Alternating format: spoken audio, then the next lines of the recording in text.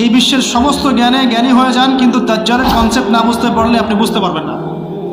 দাজ্জাল ওখান থেকেই আসবে, ওদেরকে নিয়েই, এই ইহুদিদেরকে নিয়েই সে বিশ্বটাকে শাসন করবে।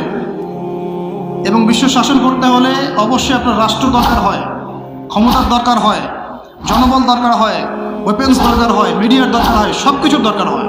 যদি ওই যুগে এগুলো থাকে তাহলে তারা অলরেডি মাঠ রেডি করে ফেলেছে, তার মানে এই দমন পীড়ন, নিপীড়ন এবং এই যুদ্ধ, জিহাদ, কেতাল এগুলো বাড়তে থাকবে। সুহাদাদের সংখ্যাও যেমন বাড়বে, ওদের জাহান্নামের কুকুরদের সংখ্যাও বাড়বে। আবার ওদের অত্যাচারও যেমন বাড়বে, প্রতিরোধও বাড়বে। হাদিস এসেছে আমার উম্মতের একটা তাইফা শেষ পর্যন্ত দাজ্জালের সাথেও যুদ্ধ করতে থাকবে।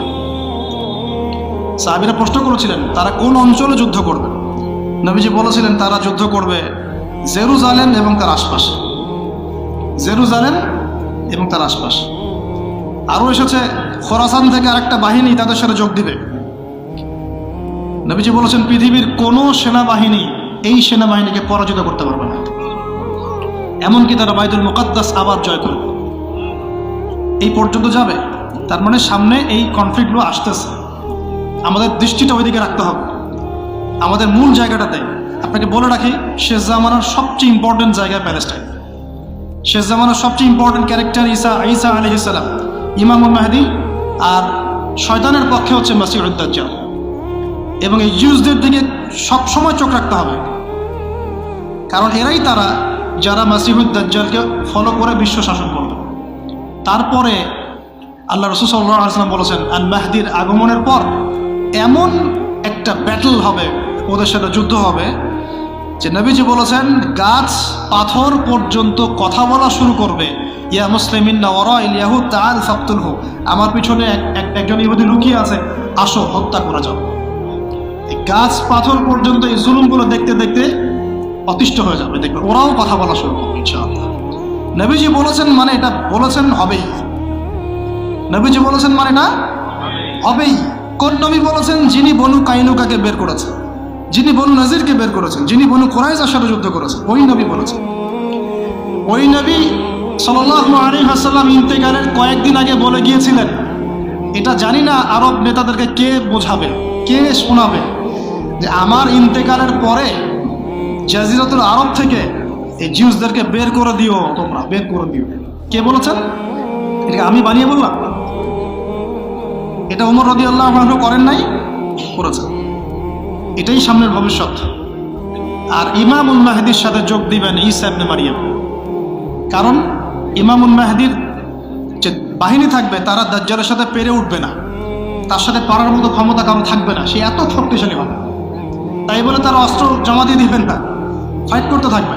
যখন পেরে উঠবে না, আল্লাহ রাব্বুল আলামিন ঈসা আলাইহিস সালামকে পাঠাবেন। ঈসা ইবনে মারিয়ামের হাতেই দাজ্জালের নিহত হওয়াটা লেখা আছে, এই প্যালেস্টাইনেই, এই বাবে লুদ নামক জায়গায়। ব্যাস, এই হলো পৃথিবীর ফিউচার। তারপরে ঈসা ইবনে মারিয়াম একটা একটা করে জালেমকে হত্যা করবেন ইনশাআল্লাহ। তার হত্যা করতে হবে না, আল্লাহর নবী বলেছেন তার নিঃশ্বাস যতদূর পর্যন্ত যাবে এরা মরতে থাকবে। আবার বলেছো, তার নিঃশ্বাস যতদূর পর্যন্ত যাবে এরা মরতে থাকবে।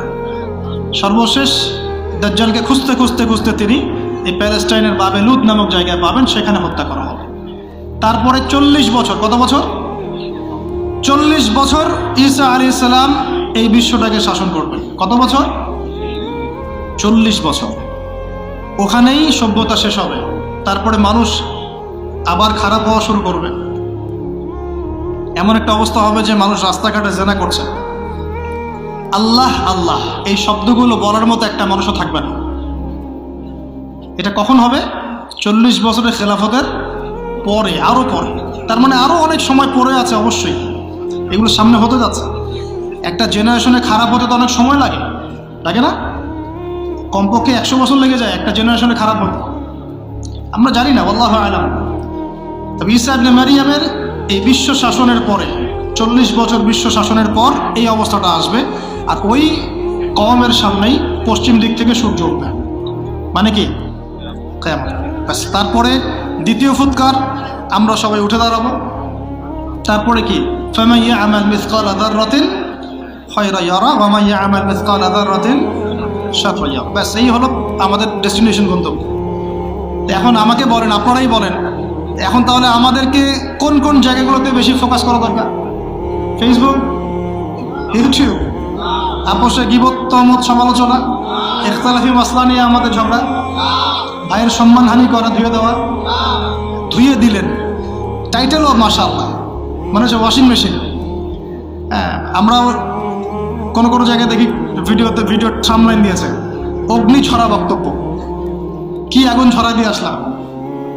হ্যাঁ, সকালে মানুষ ভুলে গেছে। কেন এইসব করতে চান? ইখলাস ঠিক রাখেন, আন্তরিকতা ঠিক রাখেন, নিয়াত বিশুদ্ধ রাখেন, ওলামায়ে কেরামদের সোহবতে থাকেন, ইনশাল্লাহ ভালো কিছু হবে। ইনশাল্লাহ উম্মার ভবিষ্যৎ সামনে ভালো। এখন যা দেখছেন এটা থাকবে না ইনশাল্লাহ। তাহলে আমাদের কিছু করণীয় তো আছে নাকি ভাই? আমি কয়েকটা পয়েন্ট বলি। খালি পড়াশোনা করেন, ইলম অর্জন। 1 নম্বর কি? ইলম অর্জন। 2 নম্বর, বারবার বলি এগুলো আমি লেকচার। 2 নম্বর, এলেম অনুযায়ী আমল, এলেম অনুযায়ী। 3 নম্বর, সাহাবিওয়ালা জিন্দেগি, সাহাবিদের মতো জিন্দেগি করার চেষ্টা করতে হবে, আল্লাহ তৌফিক দান করুন। 4 নম্বর, হালাল খাইতে হবে, হালাল রিজিক, যেটা এই বিশ্বে খাওয়া খুব টাফ, তারপরেও চেষ্টা থাকবে। 5, আদর্শ পরিবার, আদর্শ ইসলামিক পরিবার। এটা সুযোগ আপনাদের সবার সামনেই আছে, এগুলো করতে আপনাকে কেউ বাধা দিবে না। 6 নম্বর, আমর বিল মারুফ, সৎ কাজে আদেশ। 7, নাহি আনিল মুনকার, অসৎ কাজে নিষেধ। 8 নম্বর, আমরা বিভক্তি বাড়াবো না, ঐক্যবদ্ধ করতে পারি না পারি, উম্মার মধ্যে বিভক্তি বাড়াবো না। 9 নম্বর, আমরা ইসলামের মূল শত্রুদেরকে চিহ্নিত করব, তাদের বিরুদ্ধে আমাদের অবস্থান, মুসলমানদের বিরুদ্ধে আমাদের অবস্থান না, আমরা মূল জায়গায় থাকবো, মূল জায়গা থেকে সরে যাব না। 10 নম্বর, আল্লাহ পাক যা দিয়েছেন আপনাকে, জান, মাল, সময়, শ্রম যা দিয়েছেন আল্লাহ পাক আপনাকে, আমাকে, ওইটাকে আল্লাহর রাস্তায় বিলিয়ে দেন ইনশাআল্লাহ। এই কাজগুলো যদি আমরা করতে পারি, আশা করা যায় ভালো কিছুই হবে ইনশাআল্লাহ। আজকে আপনাদেরকে এতটুকু জানালাম নবী সাল্লাল্লাহু আলাইহি ওয়াসাল্লাম কীভাবে দিনটাকে কায়েম করেছেন, তার সুন্নতের পদ্ধতিটা কেমন ছিল, এবং স্পেশালি এই জিউসদের সাথে তিনি কিভাবে পলিটিক্যাল অ্যাফেয়ার্সকে ডিল করেছেন, আর এখন আমরা কি করছি। আচ্ছা, এদের সাথে আমাদের কিছু করার আছে। পয়েন্টগুলো বলি, কেউ করতে পারলে করবে, না করতে পারলে নাই। ওদের সমস্ত পণ্যগুলো ব্যবহার করা বন্ধ করে দেয়। গতকালকে যেখানে লেকচার দিতে গিয়েছিলাম, আমাকে পানি খেতে দিয়েছে, এমন একটা ব্র্যান্ডের পানি দিয়েছে, ওটা ওদেরই। বাসায় যা ইউজ করছি, যা খাচ্ছি, যা পড়ছি, খেয়াল করে দেখেন এমন হচ্ছে নাকি, এমন আমার হচ্ছে না তো যে আমি ওদের সাথে ব্যবসা বাণিজ্য করে আমার টাকায় লাভ করে সে বুলেট কিনছে, ওই বুলেট আমার ভাইয়ের পক্ষে গুলি চালাচ্ছে।